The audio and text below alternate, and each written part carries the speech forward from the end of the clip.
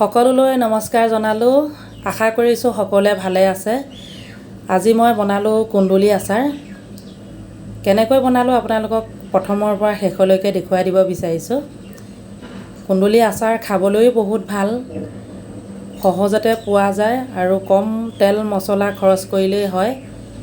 বনাবলৈও সহজ, খাবলৈও সহজ আৰু খালে বহুত ভাল মানে গুণো আছে আপোনাৰ। কুন্দুলি সকলোৱে খাবই লাগে, বিশেষকৈ ডায়েবেটিছ ৰোগীসকলে খালে বহুতেই ভাল। প্ৰথমৰ পৰা শেষলৈকে চাওকচোন কেনেকৈ বনালোঁ, কি মছলা ব্যৱহাৰ কৰিছোঁ মই এইখিনিতে কৈ দিব বিচাৰিছোঁ। প্ৰথমতে কুন্দুলিখিনি সুন্দৰকৈ ধুই হাফ বইল কৰি ল'লোঁ, একবাৰে বেছিকৈ বইল হ'ব দিয়া নাই।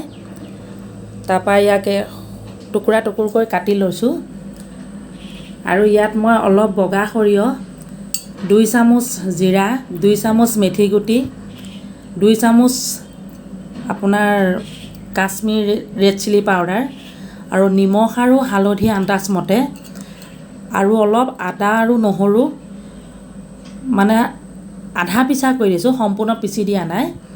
আধা পিচা কৰি আদা, নহৰু, ৰেড চিলি, জিৰা, মেথি গুটি আৰু নিমখ হালধি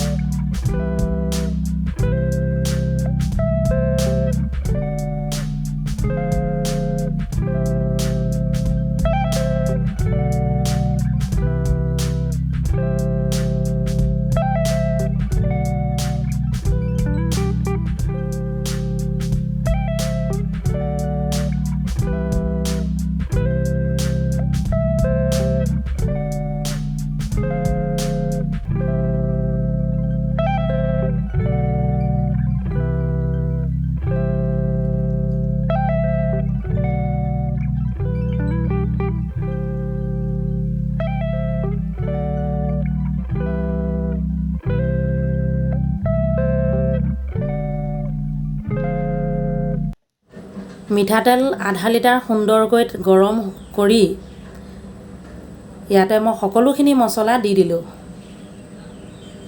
সকলোখিনি মছলা তেলতে দিয়াৰ পাছত অকণমান দেৰি ভাজি ল'লোঁ, মানে 1 মিনিটমান বা 2 মিনিটমান ভাজি ল'লোঁ আৰু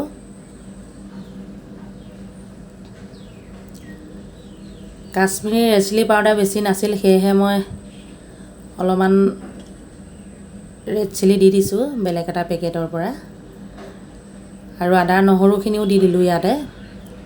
এই কেঁচা যিটো গোন্ধটো সেইটো মই নাইকিয়া কৰি ল'ব বিচাৰিছোঁ তেলতে দি পেলাই। অকণমান দেৰি 2 মিনিট ভাজি ল'ম। ভাজি লৈ আৰু কেঁচা জলকীয়া অলপ দিছোঁ লগতে। কেঁচা অলপ জলকীয়া দিলে জ্বলা ভাল লাগিব, জ্বলা আৰু আপোনাৰ টেঙা মিঠাও লাগিব। অকণমান চেনিও দি দিছোঁ ইয়াতে, যিহেতু কুন্দুলিখিনি টেঙাই হয়। মছলাখিনি এনেকৈ অকণমান কেঁচা গোন্ধটো যাবলৈ দিছোঁ।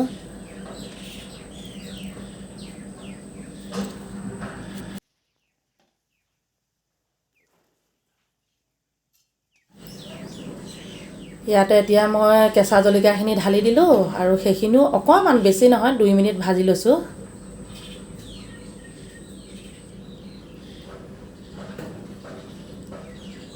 দেখিবলৈ বৰ ধুনীয়া হৈছে, খাবলৈ ধুনীয়াই হ'ব।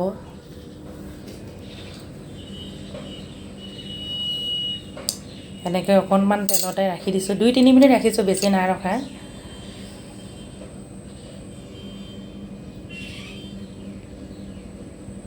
মই আচাৰ অলপ বেছি বনাওঁ দেই, আমাৰ মানে হোটেলত খাবৰ কাৰণে প্ৰয়োজন হয় যে, হোটেলত কাষ্টমাৰ খুৱাওঁ, নিজেও খাওঁ, সেয়েহে মই আচাৰ অলপ বেছি বনাওঁ। এতিয়া কুন্দুলিখিনি ইয়াতে ঢালি দিলোঁ, সুন্দৰকৈ এতিয়া ভাজি ল'ম।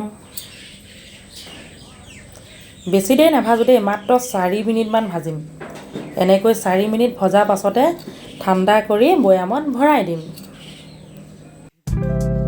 কুন্দুলিখিনি বইল কৰাৰ পাছত সৰু সৰুকৈ টুকুৰা টুকুৰকৈ কাটি আধা ঘণ্টা ৰ'দত দি দিলোঁ, বেছি দেৰি দিয়া নাই, আধা ঘণ্টা ৰ'দত দি দিলোঁ। আৰু তাৰপৰা আপোনাৰ এনেধৰণে কেঁচা জলকীয়া সকলো মছলা দি ভাজি এতিয়া মোৰ কুন্দুলি আচাৰ ৰেডি হৈ গ'ল। আৰু ভিনেগাৰ অলপ দি দিছোঁ ইয়াতে। এতিয়া আপোনাৰ বহু দিনলৈ সুন্দৰ হৈ থাকিব।